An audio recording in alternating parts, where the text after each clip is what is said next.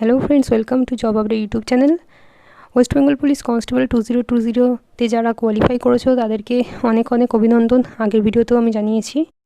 এর পরবর্তী প্রসেস, তোমরা যারা কোয়ালিফাই করেছো তাদের কি হতে চলেছে, তোমাদের কীভাবে মেডিকেল হবে বা তোমাদের ডকুমেন্টস ভেরিফিকেশান কীভাবে হবে, এর পরবর্তীতে কী কী স্টেপ আছে সমস্ত কিছু আমি বিস্তারিত জানাবো এই ভিডিওর মাধ্যমে। তার আগে যারা চ্যানেলে প্রথমবার ভিজিট করছো তারা চ্যানেলটিকে সাবস্ক্রাইব করবে এবং পাশে থাকা বেল আইকনটা প্রেস করবে এবং অল নোটিফিকেশানের যে অল বাটনটা থাকে সেটাকে অবশ্যই অন করে রাখবে, যাতে পরবর্তী ভিডিওগুলি আমি তোমাদের কাছে পৌঁছে দিতে পারি। দেখো, তোমাদের যারা যারা কোয়ালিফাই করেছো তোমাদের কিন্তু প্রায় এখনও আর 8 থেকে 10 দিনের মধ্যে তোমাদের হচ্ছে আরাক্কা ভবন থেকে তোমাদের থানাগুলোতে তোমাদের আর কি ডিটেলস চলে যাবে এবং সেখান থেকে তোমাদের প্রত্যেকের এলাকার যে থানা আছে সেই সমস্ত থানা থেকে তোমাদেরকে কল করা হবে ইন্ডিভিজুয়ালি। এরপরেই শুরু হয়ে যাবে যে তোমাদের পরবর্তী ডকুমেন্টস ভেরিফিকেশান বা মেডিকেলে সেই সমস্ত প্রসেস। তোমরা ফর্ম ফিল আপ করার সময় যেই ফোন নাম্বারটা দিয়েছিলে সেই ফোন নাম্বারটাকে অবশ্যই অ্যাক্টিভ রাখবে। তখন ডকুমেন্টস ভেরিফিকেশানের জন্য তোমাদের কী কী লাগবে সেগুলো আমি বলে দিচ্ছি।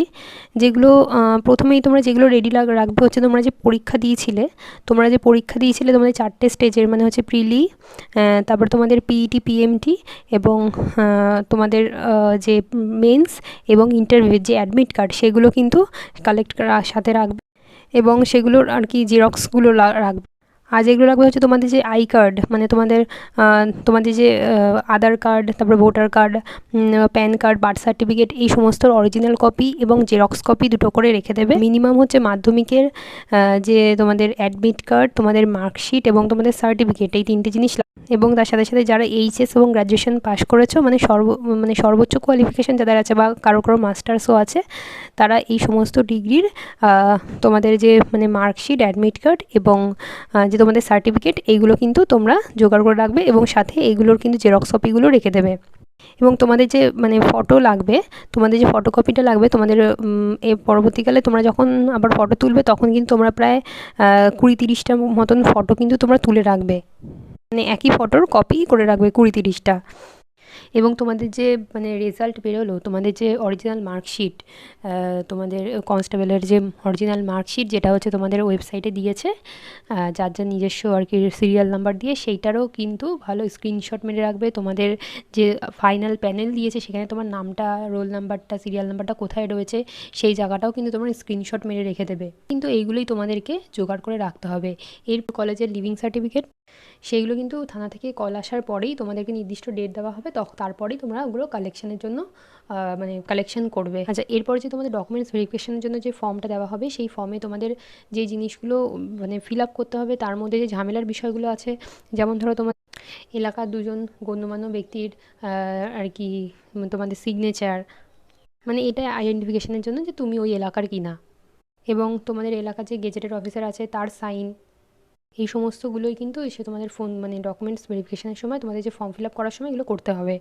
আর তোমাদের এই সমস্ত জিনিসগুলো রেডি করার পর তোমরা যে লাস্ট গেজেটেড অফিসারের যে মানে কাজটা থাকবে সেটা হচ্ছে সবার লাস্ট, যে তোমাদের ফর্মটা পুরো তৈরি করে ওনার কাছে জমা দিতে হবে। উনি কিন্তু একটা দিন সময় নেবে যে তোমার ডকুমেন্টসগুলো ওনার কাছে রাখবে, সেগুলো চেক করবে, তারপরে সাইন করে তোমাদেরকে দেবে। এরপরে থানা থেকে যে নির্দিষ্ট ডেট দেওয়া হবে সেই ডেটে গিয়ে তোমাদেরকে ওটা জমা দিতে হবে। এই হচ্ছে তোমাদের ডকুমেন্টস ভেরিফিকেশানের কাজ। নেক্সট যেটা আছে সেটা হচ্ছে মেডিকেল। তোমাদের মেডিকেলের জন্য কী কী লাগবে সেটা হচ্ছে, যেমন ধরো প্রথমত হচ্ছে মেডিকেলের জন্য তোমাদের হচ্ছে চোখের টেস্ট করা হবে, তারপরে যেটা লাগবে তোমাদের কানের টেস্ট থাকবে, আর যেটা থাকবে তোমাদের হচ্ছে ইউরিন টেস্টটা তোমাদের লাগবে। মানে এইগুলো কিন্তু তোমরা তোমাদের এলাকা থেকেই করিয়ে নিয়ে যেতে পারো। তোমাদের মানে বাড়ির কাছে যত ক্লিনিক আছে, কোনো ক্লিনিক আছে বা প্রাইভেট হোক বা সেটা মানে গভর্নমেন্ট হোক, যে কোনো ক্লিনিক থেকেই তোমরা কিন্তু সেটা করিয়ে নিয়ে গিয়ে জমা দিতে পারো। আজ পর্যন্ত কিন্তু মেডিকেলে কেউ ফেল করেনি, আশা করি তোমরাও সকলেই পাস করবে।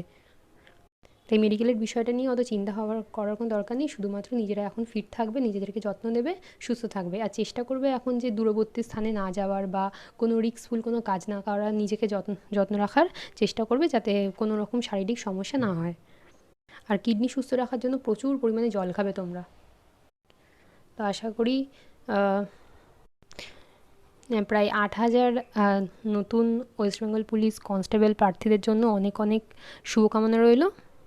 আর যারা সফল হতে পারোনি তাদের মানে পরবর্তী স্টেপ হচ্ছে যে তোমাদের কনস্টেবলের জন্য প্রচুর ভ্যাকান্সি বেরোতে চলেছে, আর বা মেয়েদের বেরিয়ে গেছে, এবং হচ্ছে যে তোমাদের কলকাতা পুলিশে পরীক্ষা আছে সেগুলোর জন্য তো প্রচুর পরিমাণে পড়াশোনা করা। আর পরবর্তী যে পরীক্ষাগুলো রয়েছে মানে এই পরীক্ষাগুলোর জন্য তোমাদের কীভাবে পড়তে হবে, তোমাদের পুরো প্রিলি থেকে শুরু করে তোমাদের ইন্টারভিউ পর্যন্ত কীভাবে পড়াশোনা করা উচিত, কী করা উচিত, সমস্ত কিছু আমি তোমাদেরকে বলবো এই পরবর্তী ভিডিওগুলোতে। তার জন্য ভিডিওটিকে তোমাদের সাবস্ক্রাইব করে রাখতে হবে, পাশে থাকা বেল আইকন প্রেস করে অল নোটিফিকেশন বাটনটি অন করে রাখতে হবে, যাতে পরবর্তী ভিডিওগুলি আমি তোমাদের কাছে পৌঁছে দিতে পারি।